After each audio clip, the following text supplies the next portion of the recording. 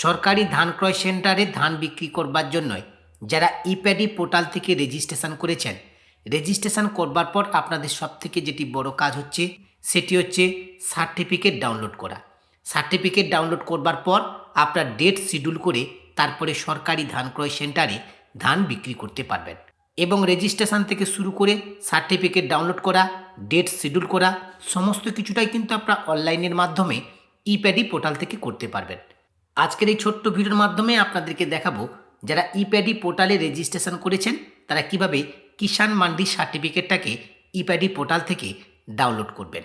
এবং সেই সঙ্গে আপনাদের সকলকে জানাই, এই মুহূর্তে রিচার্জ দৃষ্টি ইউটিউব চ্যানেলে 8,000 সাবস্ক্রাইবার কিন্তু পূর্ণ হয়েছে। এটা কেবলমাত্র আপনাদের সকলের জন্য হয়েছে।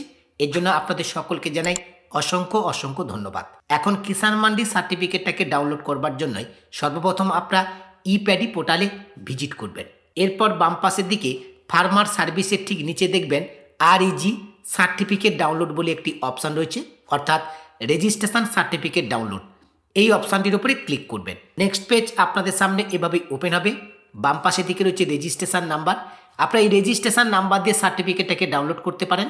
যদি আপনাদের কাছে রেজিস্ট্রেশন নাম্বার থাকে সেই নাম্বারটা এই ঘরে এন্টার করবেন। এরপর ডাউনলোড সার্টিফিকেট অপশানটির উপরে ক্লিক করবেন। যদি আপনাদের কাছে রেজিস্ট্রেশন নাম্বার না থাকে, আপনার আধার নাম্বার, এপিক নাম্বার অর্থাৎ ভোটার কার্ডের নাম্বার অথবা কৃষক বন্ধু ID নাম্বার দিয়ে এই কিষাণ মান্ডি সার্টিফিকেটটাকে ডাউনলোড করতে পারেন। আপনাদের যেটা সুবিধা হবে সেই ডকুমেন্টটাকে সিলেক্ট করবেন এবং সেই ডকুমেন্টের নাম্বারটা এই ঘরে এন্টার করবেন। এরপর ডাউনলোড সার্টিফিকেট এই অপশানটির উপরে ক্লিক করবেন। ডাউনলোড সার্টিফিকেট অপশানটির উপরে ক্লিক করবার সঙ্গে সঙ্গে আপনাদের আধার কার্ডের সঙ্গে যে মোবাইল নাম্বারটা লিঙ্ক রয়েছে সেই মোবাইল নাম্বারে 6 ডিজিট OTP আসবে। সেই OTPটা এন্টার OTP এই ঘরে আপনারা এন্টার করবেন। এরপর সাবমিট অপশানটির উপরে ক্লিক করবেন। সাবমিট অপশানটির উপরে ক্লিক করবার সঙ্গে সঙ্গে সার্টিফিকেটটা কিন্তু এভাবেই আপনাদের সামনে প্রিভিউ হবে। এখন সার্টিফিকেটটাকে ডাউনলোড করবার জন্য নিচের দিকে ডাউনলোড PDF বলে একটি অপশান পাবেন। এই ডাউনলোড PDF অপশানে ক্লিক করলে সার্টিফিকেটটা কিন্তু ডাউনলোড হয়ে যাবে। এরপর সার্টিফিকেটটাকে আপনারা প্রিন্ট আউট করে নেবেন এবং এই সার্টিফিকেটের ডান পাশের দিকে ছবি লাগান।